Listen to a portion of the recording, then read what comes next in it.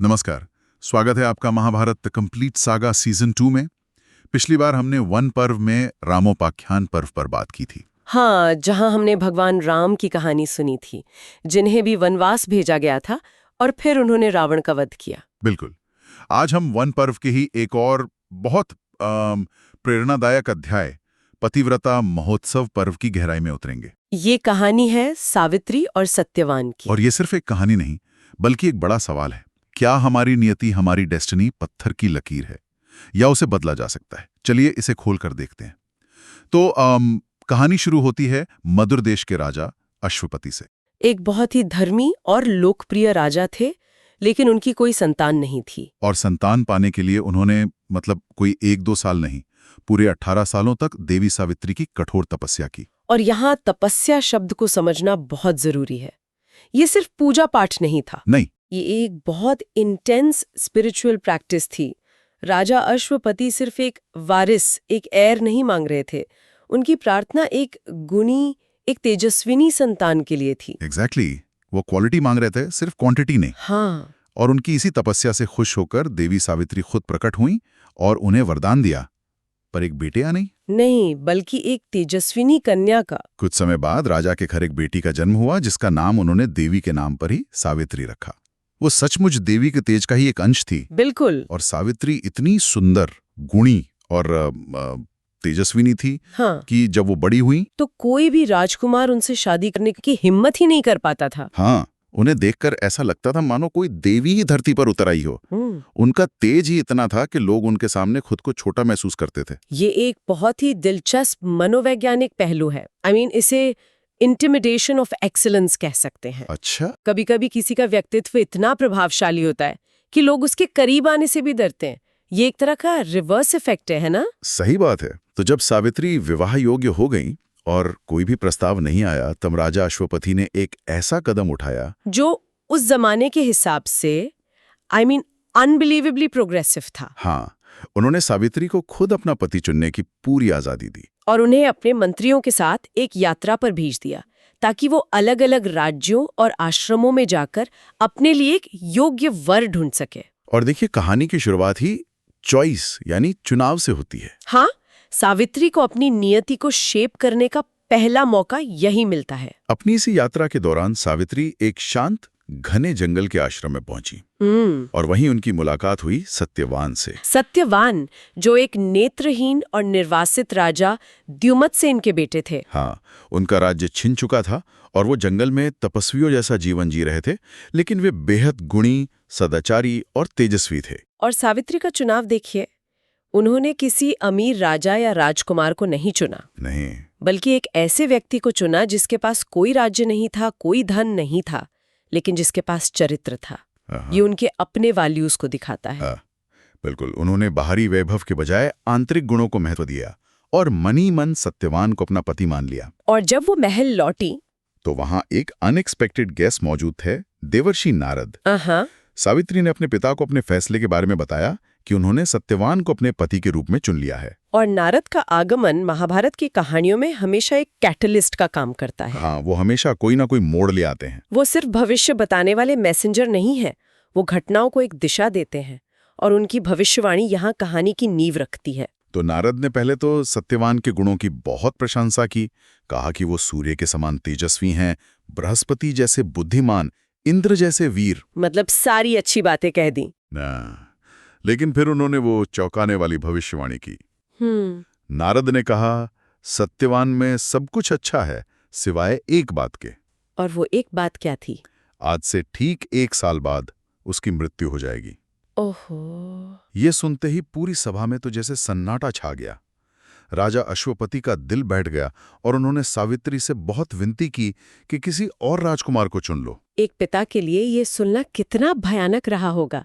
ऐसी स्थिति में एक युवा लड़की से क्या उम्मीद की जा सकती है? आमतौर पर कोई भी डर जाएगा या अपने पिता की बात मान लेगा। बिल्कुल, लेकिन यही सावित्री साधारण से असाधारण बन जाती हैं। हाँ, उनका जवाब दिखाता है कि उनका निश्चय किसी भी भविष्यवाणी से कई ज्यादा बड़ा था। ये उनके चरित्र का पहला बड़ा टेस्ट था। उन्होंने बहुत दृढ़ता से कहा, पिताजी, मैंने अपना पति चुन लिया है। चाहे उनकी आयु लंबी हो या छोटी, मैंने उन्हें मन से स्वीकार कर लिया है। मैं किसी और से विवाह नहीं कर सकती। एक बार जो निर्णय ले लिया सो ले लिया। उनका ये निश्चय पत्थर की लकीर जैसा था। यहीं से नियति के खिलाफ उनका संघर्ष शुरू हो गया था। तो सावित्री और सत्यवान का विवाह हो गया। और सावित्री ने एक राजकुमारी के सारे राजसी वस्त्र, सारे गहने सब त्याग दिए। हाँ, और साधारण वल्कल वस्त्र पहन लिए, मतलब पेड़ों की छाल से बने कपड़े जो तपस्वी पहनते हैं। ये सिर्फ कपड़े बदलना नहीं था, ये अपनी पूरी पहचान को बदलना था। एक राजकुमारी से एक तपस्विनी बनना था। और उनका आश्रम के इस कठोर जीवन को इतनी आसानी से अपना लेना हाँ, उनके डेडिकेशन और चरित्र की मजबूती को दिखाता है। ये कोई छोटा मोटा एडजस्टमेंट नहीं था, ये उनका अपने चुने हुए रास्ते के प्रति 100% कमिटमेंट था। लेकिन उनके मन में नारद के शब्द हर पल गूंजते रहते थे। जाहिर है, जैसे जैसे वो दिन नजदीक आ रहा था, उनकी चिंता बढ़ती जा रही थी। वो दिन रात गिनती रहती थीं। और फिर जब वो आखिरी 3 दिन बचे, तब उन्होंने त्रिरात्र नाम का एक कठोर व्रत और उपवास का संकल्प लिया। हाँ, और ये व्रत केवल भूखे रहना नहीं था, ये एक आध्यात्मिक प्रक्रिया थी। अच्छा। हाँ, ये अपनी सारी आंतरिक शक्ति को इकट्ठा करने, अपने मन और इच्छा शक्ति को उस अंतिम और सबसे बड़े संघर्ष के लिए फोकस करने का एक तरीका था। वो खुद को मानसिक और आध्यात्मिक रूप से उस लड़ाई के लिए तैयार कर रही थी जो उन्हें मृत्यु के देवता से लड़नी थी। मतलब ये उनका ट्रेनिंग पीरियड था। एग्जैक्टली। और फिर वो दिन आ गया। सत्यवान जंगल में लकड़ी काटने के लिए जाने लगे तो सावित्री ने भी उनके साथ चलने की जिद की। उनकी सास ससुर ने उन्हें समझाने की कोशिश भी की, क्योंकि वो 3 दिन के उपवास से कमजोर थीं। लेकिन सावित्री के निश्चय के आगे उन्हें मानना ही पड़ा। जंगल में लकड़ियां काटते हुए सत्यवान के सिर में अचानक तेज दर्द हुआ। वो कमजोर महसूस करने लगे और सावित्री की गोद में सिर रखकर लेट गए और कुछ ही पलों में बेहोश हो गए। सावित्री जानती थी कि वो समय आ गया है। और तभी सावित्री ने देखा कि एक श्याम वर्ण के लाल वस्त्र पहने मुकुटधारी दिव्य पुरुष वहां खड़े हैं। यमराज। हाँ, यमराज उनके हाथ में एक पाश यानी एक फंदा था। वो सत्यवान की आत्मा को लेने आए थे। यमराज ने सत्यवान के शरीर से उनके अंगूठे के आकार के प्राण पुरुष को निकाला और अपने पाश में बांधकर दक्षिण दिशा की ओर चल पड़े। यहां से कहानी का सबसे अद्भुत और मार्मिक हिस्सा शुरू होता है। बिल्कुल। अपने पतिव्रता धर्म और 3 दिनों के उस कठोर तप की शक्ति के कारण सावित्री यमराज को देख सकती थीं, जो साधारण इंसानों के लिए पॉसिबल नहीं है। राइट। वो अब एक अलग स्पिरिचुअल प्लेन पर ऑपरेट कर रही थीं और उन्होंने बिना एक पल गवाए यमराज का पीछा करना शुरू कर दिया। यमराज ने उन्हें रोकने की बहुत कोशिश की। कहा, सावित्री लौट जाओ और अपने पति का अंतिम संस्कार करो। लेकिन सावित्री ने रुकने से इनकार कर दिया और उन्होंने यहाँ बहस या हठ नहीं किया। नहीं, उन्होंने ज्ञान और तर्क का सहारा लिया। उन्होंने कहा, सज्जनों का साथ तो 7 कदम चलने से ही हो जाता है। मैं तो आपके साथ उससे कहीं ज्यादा चल चुकी हूँ। वाह। वो यमराज को एक दुश्मन की तरह नहीं, बल्कि एक ज्ञानी गुरु की तरह ट्रीट कर रही थी। ये उनकी इंटेलिजेंस थी। उनकी ज्ञान और निष्ठा से प्रभावित होकर यमराज ने कहा, तुम्हारी बातों से मैं बहुत खुश हूँ। सत्यवान के जीवन के अलावा कोई भी एक वरदान मांग लो। और यहीं से सावित्री की असली परीक्षा और उनकी स्ट्रैटेजी शुरू होती है। मुझे जो बात सबसे ज्यादा हैरान करती है वो है उनका पहला वरदान। अपने पति की जान के लिए लड़ते हुए भी उनका पहला ख्याल अपने सास ससुर के लिए था। हाँ, उन्होंने कहा, हे प्रभु, मेरे ससुर नेत्रहीन हैं और उनका राज्य छिन गया है। कृपया उनकी आंखों की रोशनी और उनका खोया हुआ राज्य वापस दे दीजिए। ये सिर्फ भावना नहीं, ये ब्रिलियंट स्ट्रैटेजी भी थी। कैसे? एक निस्वार्थ वरदान मांगकर उन्होंने यमराज के सामने अपनी धर्मपरायणता साबित कर दी। उन्होंने दिखाया कि वो सिर्फ अपने स्वार्थ के लिए नहीं लड़ रही। अच्छा, इससे यमराज और भी ज्यादा प्रभावित हुए होंगे? बिल्कुल। उन्होंने एक मॉरल हाई ग्राउंड एस्टैब्लिश कर लिया। यमराज ने कहा, तथास्तु, और उन्हें आगे बढ़ने को कहा। लेकिन सावित्री रुकी नहीं। नहीं, वे फिर भी उनके पीछे चलती रहीं और धर्म की बातें करती रहीं। यमराज और भी प्रसन्न हुए और उन्होंने एक और वरदान मांगने को कहा। फिर से सत्यवान के जीवन को छोड़कर? हाँ, इस बार सावित्री ने अपने पिता के लिए वरदान मांगा। उन्होंने कहा, मेरे पिता राजा अश्वपति के कोई पुत्र नहीं हैं। उन्हें कुल को आगे बढ़ाने के लिए 100 पुत्रों का वरदान दीजिए। फिर से देखिए, कितनी सोची समझी चाल है। पहले पति के परिवार का भला किया, अब अपने पिता के परिवार का। सही। वो एक एक करके अपने सारे धर्म और कर्तव्य पूरे कर रही हैं। एक बहू का, एक बेटी का, वो यमराज को दिखा रही हैं कि वो धर्म के हर पहलू को समझती हैं। यमराज ने यह वरदान भी तथास्तु कहकर दे दिया, पर सावित्री ने पीछा नहीं छोड़ा। उनकी धर्म, ज्ञान और अटूट निष्ठा की बातों से यमराज का दिल पिघलने लगा। वो इतने ज्यादा खुश हुए कि उन्होंने एक और अंतिम वरदान मांगने को कहा। बोले, सावित्री, सत्यवान के प्राणों को छोड़कर कुछ भी मांग लो।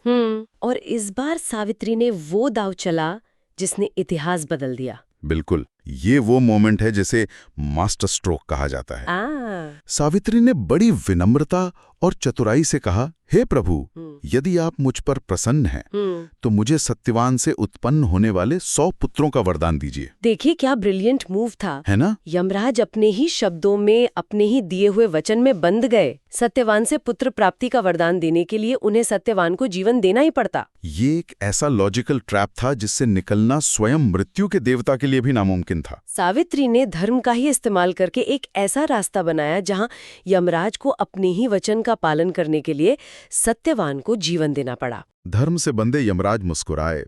उन्होंने सत्यवान के प्राणों को अपने पाश से मुक्त कर दिया और कहा, हे पतिव्रता नारी, तुम्हारा कल्याण हो। तुमने मृत्यु से अपने पति को छुड़ा लिया है। अब उसकी आयु 400 वर्ष की होगी। और इतना कहकर वे अंतर्ध्यान हो गए। उधर सत्यवान ऐसे जागे जैसे किसी गहरी नींद से उठे हों। और जब वे अंधेरा होने पर आश्रम लौटे तो वहां सब कुछ बदल चुका था। हाँ, उन्होंने देखा कि उनके पिता द्युमत सेन की आंखों की रोशनी वापस आ चुकी थी। यमराज के वरदान तुरंत फलित होने लगे थे। यह दिखाता है कि धर्म का पहिया जब घूमता है तो कितनी तेजी से घूमता है। बिल्कुल। और तभी उनके पुराने शाल्व देश से दूत आए और उन्होंने बताया कि उनके दुश्मन को किसी ने माल दिया है और प्रजा उन्हें वापस राजा के रूप में चाहती है। रातों रात उनका खोया हुआ सम्मान, राज्य सब वापस मिल गया। कमाल है। सुबह होने पर जब आश्रम के ऋषियों ने पूछा कि वे रात में इतनी देर से क्यों लौटे, तब सावित्री ने यमराज के साथ हुए संवाद और उन वरदानों की पूरी कहानी विस्तार से सुनाई। सभी उनकी हिम्मत, उनकी बुद्धि को देखकर हैरान रह गए होंगे। हाँ, और कहानी का अंत बहुत सुखद होता है। राजा द्युमत सेन को उनका राज्य वापस मिलता है। समय आने पर सावित्री को 100 बेटे होते हैं और उनके पिता राजा अश्वपति को भी 100 पुत्र मिलते हैं, जैसा ही यमराज ने वरदान में दिया था। तो ये थी सावित्री की कहानी, जो सिर्फ एक पतिव्रता स्त्री की कथा नहीं है। ये कहानी है एजेंसी की, इंटेलिजेंस की। हाँ, ये दिखाती है कि सच्चा प्रेम, अटूट संकल्प और सही समय पर सही बुद्धि का प्रयोग करके इम्पॉसिबल को भी पॉसिबल बनाया जा सकता है। और ये उस बड़े सवाल का जवाब भी देती है जो हमने शुरू में उठाया था, कि क्या नियति पत्थर की लकीर है? हाँ, सावित्री का जीवन हमें दिखाता है कि डेस्टिनी शायद कोई मंजिल नहीं बल्कि एक रास्ता है। और अगर उस रास्ते पर चलने वाले के पास अटूट इच्छा शक्ति, चरित्र और बुद्धि हो तो वो उस रास्ते को एक नई दिशा दे सकता है, एक नया मोड़ दे सकता है। अगली बार हम एक और महान चरित्र की कहानी पर चर्चा करेंगे जो अपनी दान वीरता के लिए प्रसिद्ध है। हम बात करेंगे कुंडल हरण पर्व की, जिसमें इंद्र एक ब्राह्मण का वेश धरकर कर्ण से उनके जन्मजात कवच और कुंडल भिक्षा में मांगने आते हैं। ये कर्ण के जीवन की सबसे बड़ी परीक्षाओं में से एक थी। एक ऐसी परीक्षा जहां उन्हें अपने प्राणों और अपने वचन के बीच चुनाव करना था। हम आपसे फिर मिलेंगे जल्द ही महाभारत द कंप्लीट सागा में।